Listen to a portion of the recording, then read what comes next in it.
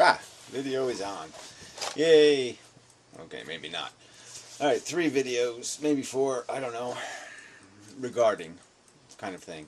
Modern Mystic, Gray Guy posted an old Professor Anton video. And then Brett Keane, yeah. And there's something else. Doesn't really matter. It was probably a 4th. So anyway, Modern Mystic, he did a junk video, really very good junk. It's just kind of ironic. Another one of those little irony things, you know, like a video about process in which he completely fucked up the process. And, you know, it's just kind of funny, right? And there was another little point in there that was sort of interesting, you know, where he brought up the word, it's too disorganized. And, you know, that's exactly what I was saying in the video he didn't watch, that, you know, he predicted what I was saying. But, you know, and the point, you know, the underlying point being that I have made this deliberate effort of late to actually talk about process and organization and attempting to focus arguments and the whole Flogger Dome thing. I mean, it's been something I've been working on for over a year in terms of trying to organize it. Because it does need, I mean, that's the next level of this conversation, is to try to create a medium in which it doesn't become about this personality crap and it becomes about the subject, which you could sort of see in the Professor Anton clip, is this really focused conversation, really, you know, really intelligent. And you just happen to be on this kind of subject in an inadvertent way, in the sense that I was making the argument about brains and function and how nature has no organization, how we organize, and how we put a dog on a leash. I used that phrase, and it made me think, you know, about the fact that I'm also attempting to get people to put themselves on a leash, to have a brain now that is the owner of this property. You know, the ideas and the principles and the knowledge becomes the controller of the beast. Leashes, you know, leash your human, you know, leash the desire and all that kind of stuff. And then we get into this argument, well, nobody, who wants to hear about that? Who wants to hear about wearing a leash? You know, unless it's in some sort of erotic context, maybe. I mean, I could go for that personally, but again, that's what we're talking about again. I could go for that personally, and that's sort of like Brett Keane is not unlike his physical appearance might indicate. He is a consumer. He's an eater of the world, a consumer. It's there to feed him, entertain him. You know, it's not about, in my opinion, any kind of real progress in terms of an understanding. Although he might be sincere, I don't know, you know, to some extent, with some of that nonsense that he's, you know, talks. But again, it's like somehow you credential conversation by credentially the person making the conversation. So it becomes about how obnoxious I am in terms of my personality. There's even a little line in there about it. You know, I personally don't have much use for music that's yelling at me. And he makes the critique, well then maybe I should look at that and realize that maybe other people are reacting that way to me. And my argument would be, but I'm not here to be music. I'm not doing this to entertain. It's not my goal, is to be pleasant, to be something you do on your free time. And, you know, partly that's just the fact of it. I'm not expecting people to be watching me as entertainment. And it's sort of disappointing if that's what they're doing, then I'm a little disappointed, because that's not what I'm supposed to be doing. That's not my intent in existing, because I'm trying to be purposeful and productive. And, you know, there's purpose and productivity in being entertaining, but that's just not the kind I'm looking for. I'm looking for the bigger picture. You know, let's find the key, you know, to pop culture and unlock its power and its potential, you know, to drive the human race into some sort of better place, to to put it all on a leash and get it where it's going without making a mess and without chasing it down the road and it chasing after a cat or some other kind of crap. Let's take the distractions out of this game and play it hard for the end, for the accomplishment, for the goal. Not as an entertainment, but because something depends on it. You know, if you're playing a video game and your mother was tied up over a vat of hot oil, you wouldn't screw around looking for bonus points and doing all this other crap. I mean, if the game was you got to get there to the finish line, well, yeah, you're not going to screw around. You're not going to entertain yourself while you're playing.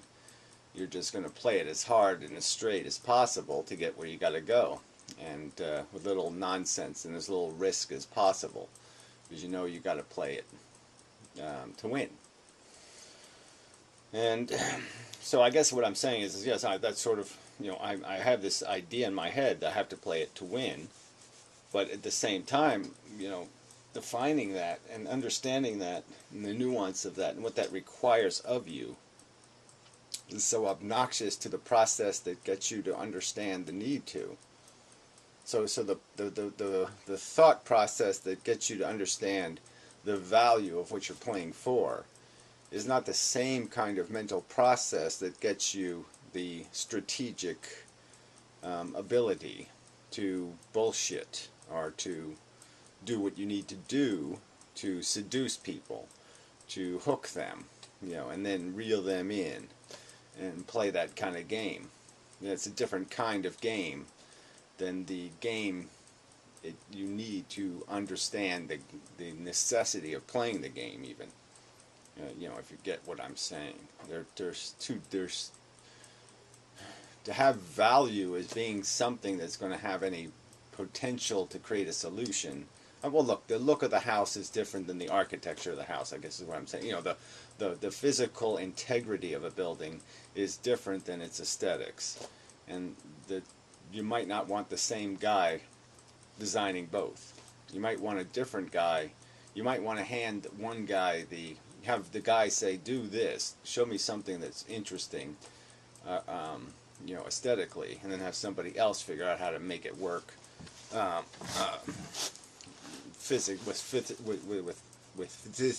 with physical integrity. So anyway, that's just another one of these personality things. So anyway, I guess the point is that it'd be nice if we could do this exploring of the truth, defining it, philosophy, attempting to reveal what is reality, without having to do it through these personalities, because it's these personalities are just so non-compatible often, and we're down to this aesthetics and what's pleasant to your senses or your sensibilities, and that really shouldn't be an inhibitor, a controller of this conversation. But it is, and it's just a practical fact, so you have to deal with that fact. And I guess what I'm saying is I don't mind the critiques. I don't mind the complaints that, Gary, you're doing it wrong. Gary, you need to, I don't mind. I mean, that's, yeah, okay, sure, fine. But I mean, there should be some acknowledgement that if I'm aware of the problem and I am attempting to find mechanisms to make myself more consumable. And I even have this other resource that I can fall back on, which is like Gray, Cho guy, where he can reformat what I'm doing and make it more consumable. And I guess to some extent we see that that's really not the limiting factor entirely. Mostly, partially. I mean, partially, we know it's partially a medium problem. And so you have to fight through the medium of YouTube and try to get, you have to expand the audience and expand a lot of things, because this isn't going to work. I mean, this is It's not just a small pond, it's a muddy, dirty, swampy, cruddy pond. And anything that evolves out of it, anything that grows out of it, anything that can survive in this cesspool isn't necessarily going to be convertible or survivable in the bigger pool, in the bigger ocean. It's like the, freshwater, saltwater, all these other analogies for the fact that you got to do some more evolution. You can't just evolve out of this pool and walk into the ocean. You have to do some more evolving before you get there, or something like that. But then again, it's always those if you're lucky, a hurricane comes by and just swoops you up and throws you in, and you just happen to survive. You get lucky. And so yeah, sometimes you just gotta, but hoping for luck is kind of silly too, right? That's not going to get you too far. Well, hoping's okay, but counting on it is, that's not going to work. So, I don't know if there's anything else I need to, I just, this seemed like a lot of energy being expended on analyzing these minor arguments about performance art rather than getting to the point of the subjects, which is really, but again, I don't know what to say about that, because some of it's hard to not make it personal, because somebody tells you, all right, I don't think you exist, I don't think what you feel or sense matters. Yeah, well, it's hard not to take that personally, right? Just as where I say, I think you should be on a leash, I think you don't have any right to be running free, I don't think your sense of autonomy means anything because you're just a dumb ape, and you should be in a cage. You're not ready for reality. You're not functional enough to be in control. You're too stupid. So yeah, people are going to take that personally. And so that's part of this conflict, I guess, that builds out of this, is just this idea that we are fundamentally attacking each other's values. You might as well be insulting my mother if you're going to tell me I don't exist because there is no physical I. I'll concede there's no physical I. I'll concede that brain is braining and brain is jerking itself around.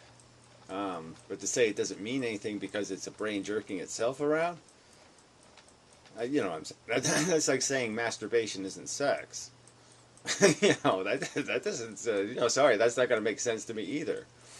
So yeah, the fact that it's a brain braining, and it's not some kernel of universe or something that's intrinsically or fundamentally abusable. That the abuse is in the creation of the whole infrastructure. The fact that it built the house and then it burns its own house down, so to speak, doesn't change the fact that there's a house and there's a fire. Consciousness is happening. It is an event. It is dramatically different than non-consciousness.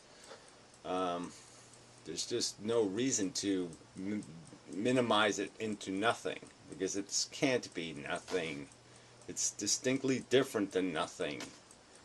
It's got properties that, as soon as you have a property, you're not nothing. And the fact that we can even call it something, the fact that we can identify it and say, well, yeah, I'm that thing you're doing when you're alive and you're conscious. Yeah, that stuff. It really doesn't need to be explicitly containerized. You don't have to have every detail of it to know it's something. It's not nothing. It's something. And so, yeah, that's just intrinsically, like, I can't do anything with that. So that becomes like it's not that it's a dead end, but it's a stumbling block, as they call them. Yeah, I'm stumbling on that one. I keep hitting it with my toe, and I just keep, every time we run into it, it's just like, damn. Yeah, that just screws up the whole flow here. We're not going to go anywhere, because I'm going to keep tripping on that, and we got to fix that. because that's a problem. It's a big problem. So, and then my obstacle, I suppose, with many people is getting over this idea that because you want something, you're somehow entitled to it. Because you enjoy something, that somehow it's your right. Yeah, no, that doesn't go anywhere. Or that somehow there's an automatic credibility to the universe because it's big. Yeah, it's bigger than you. So it's, whatever it's doing, it's right, and you're somehow wrong if you can't argue with the universe. The universe knows best. So, I mean, I have to appreciate the fact that they are finding me offensive. But I'm coming from the perspective that, well, they're apes. Fuck, you should be finding me offensive because I'm not an ape, anymore. At least the part that's talking to you isn't the ape. At least the part that's talking to you is attempting to be something better than the ape.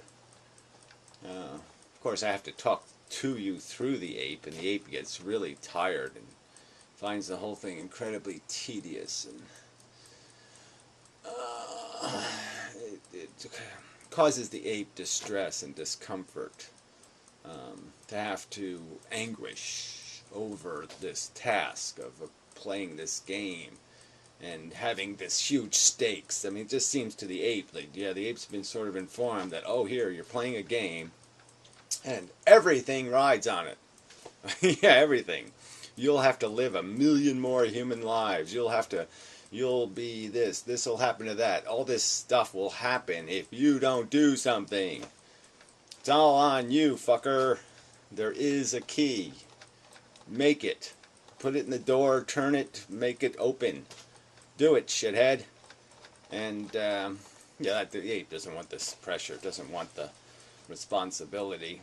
And so once in a while it just sits there and tries to escape or pretend it doesn't matter or pretend it's about something else or, get lost in something other than terror. Yeah, but that's the underlying energy is terror. So anyway, that's probably enough of a video. But yeah, whatever. I'm working on it. That's all I can say. I'm working on it. But yeah, it's hard to work on it when you have no wood, no nails, no glue, nothing. I got nothing. I got no materials, and I got to make something out of this, and that's the tricky part. You just, air gun, just finger gun. Yeah, that's just not very effective. So I got to do better. Got to find better. Got to scrape up the materials and try to do this right. But the ape is worn out. I mean, the ape has been doing this a long time. He's been dragged along on the leash, pulled and tugged, pulled and tugged, pulled and tugged, pulled and tugged, all through my existence. And the ape is just tired. And that's not good. It's old, too. It's just ragged. So, yeah. Maybe we should find something else. Build a robot to do this. A computer program. That's what I started. I really should just work on. Just get it so the computer can do it. Then I won't have to. Yeah. So that's back to the organizing thing. So I'll work on it. But anyway, enough of the video. Until next time. Blah, blah, blah.